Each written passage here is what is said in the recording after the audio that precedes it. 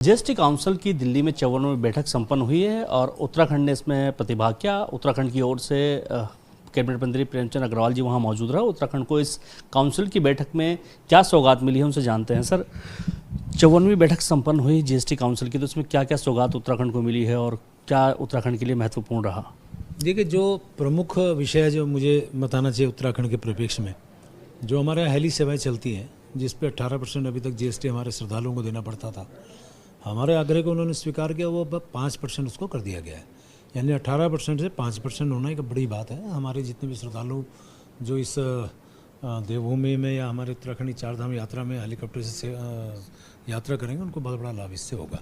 ये केवल उत्तराखंड में केदारनाथ यात्रा के लिए रखा गया है जो, या उत्तराखंड के अंदर और जो हेली सेवाएं चलती हैं उत्तराखंड के अलग अलग हिस्सों में, उनके लिए भी रखा गया है? मुझे लगता है सभी पे लागू होगी। धार्मिक यात्रा है, अभी तो हमारे उत्तराखंड के बारे में हमने बात की है, तो सभी में लागू होगा क्योंकि धार्मिक यात्रा है। धार्मिक यात्रा खाली उत्तराखंड में होती है ऐसा तो नहीं है, पूरे देश भर में है।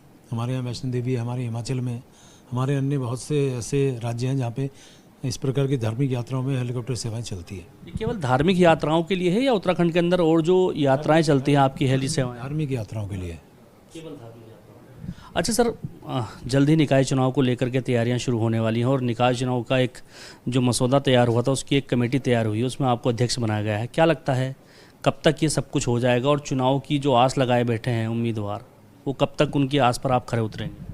देखिए, प्रवर समिति जिसकी आप चर्चा कर रहे हैं, अभी उसकी अधिकृत सूचना मेरे को जब आएगी हम तुरंत उसके बाद बैठक करेंगे और बैठक करने के बाद कोशिश करेंगे कि हम व्यापक चर्चा करने के उपरांत उसकी रिपोर्ट माननीय अध्यक्ष को सौंपें, यानी कि माननीय अध्यक्ष विधानसभा को सौंपें, ताकि फिर ये जो हमारा जो जिम्मा हमें दिया उसको हम विधानसभा से जो पारित हो उसको पूरा कर सकें। अच्छा, एक आखिरी सवाल है सर, निकाय और पंचायत चुनाव को लेकर के बड़ी चर्चाएं हैं कि दोनों एक साथ कराना चाहती है सरकार।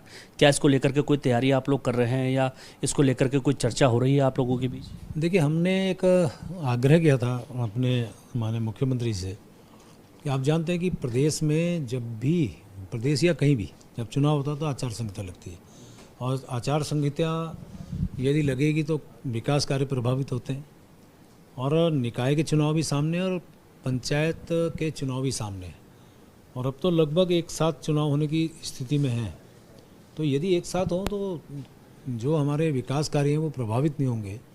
और एक बड़ी बात इसके साथ और जोड़ी जा सकती है कि कुछ लोग माना निकाय का चुनाव लड़ें और उसके बाद वो 6 महीने के बाद वो पंचायत चुनाव भी लड़ सकते हैं, यानी कि उससे भी बचत होगी।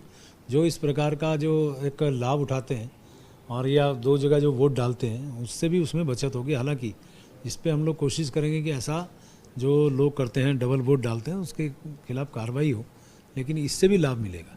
सर, डेमोग्राफिकल चेंज को लेकर के जो बात कही जा रही है उत्तराखंड में, खुद मुख्यमंत्री इसको कह चुके हैं। क्या लगता है कि उत्तराखंड में सही मायने में डेमोग्राफिकल चेंज हो रहा है? क्या तेज़ी से एक वर्ग विशेष की आबादी उत्तराखंड के विभिन्न इलाकों में बढ़ रही है? देखिए, वर्ग विशेष की बात नहीं है। जो स्थिति आप आजकल देख रहे हैं, आप चमोली का उदाहरण ले लें, पुरोलो का उदाहरण ले लें, इधर कुमायूं की साइड का उदाहरण ले लें, कुछ लोग नियोजित तरीके से जो काम कर रहे हैं, निश्चित रूप से हमारी सरकार उसके लिए बहुत गंभीर है। हम लोग देवभूमि के लोग हैं और हमारी देवभूमि के बारे में यही मान्यता है कि हम लोग सभी का सम्मान करते हैं, लेकिन हमारी जो डेमोग्राफी है उसे यदि कोई चेंज करने का प्रयास करेगा तो उसको स्वीकार हम लोग नहीं करेंगे। हमारे आज लोग जागरूक हो रहे हैं, जगह जगह देखिए आप, जनता जो है सड़कों पे है। इसका मतलब वो कहीं ना कहीं प्रभावित है, पीड़ित है और ये स्थिति आने वाले हमारे देवभूमि के लिए अच्छी भी नहीं कही जा सकती, इसलिए सरकार उस पर गंभीर है। हमारे साथ बात करने के लिए उत्तराखंड सरकार में कैबिनेट मंत्री प्रेमचंद अग्रवाल जी थे, जिन्होंने कई मुद्दों पर बात की। विशेषकर उत्तराखंड में जो हेली सेवाएं चलती हैं उस पर जीएसटी ने जो जीएसटी है वो 5% कर दी है। इससे हेली सेवाओं का जो लाभ लेने वाले पर्यटक हैं या फिर कहें जो श्रद्धालु हैं उनको काफ़ी फायदा होने वाला है।